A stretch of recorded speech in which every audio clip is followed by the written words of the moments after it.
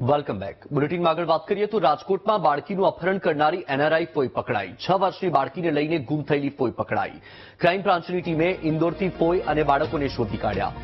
સૌથી પહેલા બીટીવી ન્યૂઝે દર્શાવ્યા હતા સમાચાર. 7 દિવસ પહેલા એનઆરઆઈ ફોઈએ બાળકીનું અપહરણ કર્યું હતું. ઇન્દોરથી ક્રાઇમ બ્રાન્ચની ટીમ રાજકોટ આવવા માટે રવાના થઈ. પોલીસે અલગ અલગ ટીમ બનાવી બાળકીની શોધખોળ કરી હતી.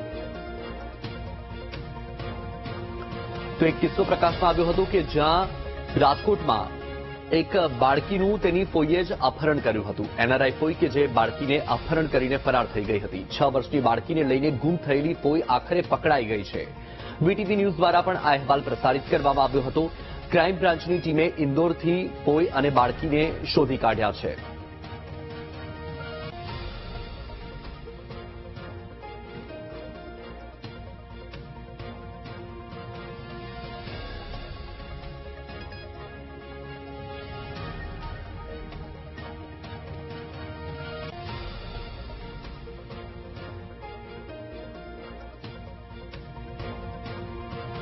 વધુ માહિતી સાથે સંવાદદાતા ભાવેશ આપણી સાથે લાઈવ જોડાયા છે. ભાવેશ, જાણવા માંગીશું કે રાજકોટમાં બાળકીનું અપહરણ કરનાર જે એનઆરઆઈ ફોઈ છે આખરે પકડાઈ ગઈ છે. હાલ આ મુદ્દે શું કાર્યવાહી છે અને નવી અપડેટ શું છે?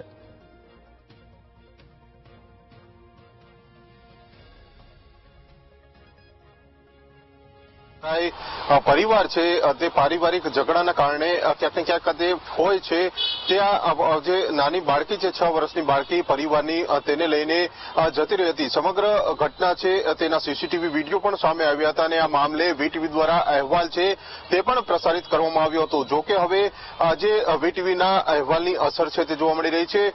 ક્રાઇમ બ્રાન્ચની ટીમ દ્વારા આ જે ફોઈ છે તેને શોધી કાઢવામાં આવી છે. તેની સાથે રહેલી 6 વર્ષની આ પુત્રી છે તેને પણ શોધવામાં આવી છે. એટલે કે સહી સલામત રીતે તેને બંનેને સુરક્ષિત રીતે ઇન્દોર ખાતેથી લેવામાં આવ્યા છે અને હાલ આ બંનેને લઈને આ ટીમ છે તે રાજકોટ આવી રહી છે.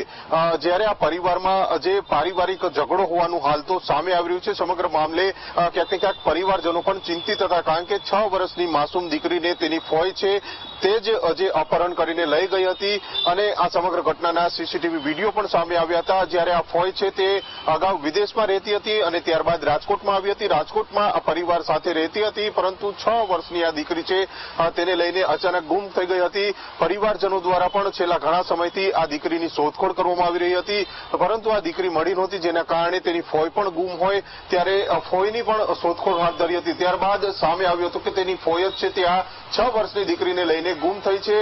સમગ્ર મામલે મીડિયામાં પણ અહેવાલ પ્રસારિત થયા હતા, વીટીવીમાં અહેવાલ પ્રસારિત થયો હતો અને હવે ત્યારબાદ ક્રાઇમ બ્રાન્ચની ટીમ દ્વારા તપાસ હાથ ધરવામાં આવી હતી. તપાસ છે તેને લઈને ક્યાંક ને ક્યાંક ઇન્દોર ખાતેથી આ દીકરી છે તે મળી આવી છે, ફોઈ છે તે પણ મળી આવી છે. બંનેની લઈને હાલ ટીમ છે તે રાજકોટ ખાતે આવી રહી છે. ત્યારબાદ વધુ પૂછપરછ હાથ ધરવામાં આવશે, કારણ કે આ પરિવાર હતો સુખી સંપન્ન પરિવાર હતો અને આ પરિવારમાં જ આ પ્રકારની ઘટના બની છે તેને લઈને અનેક સવાલો છે તે ઉભા થયા હતા. જી વત્સલ. બિલકુલ ભાવેશ, આપ માહિતી સાથે જોડાયા, આપનો આભાર.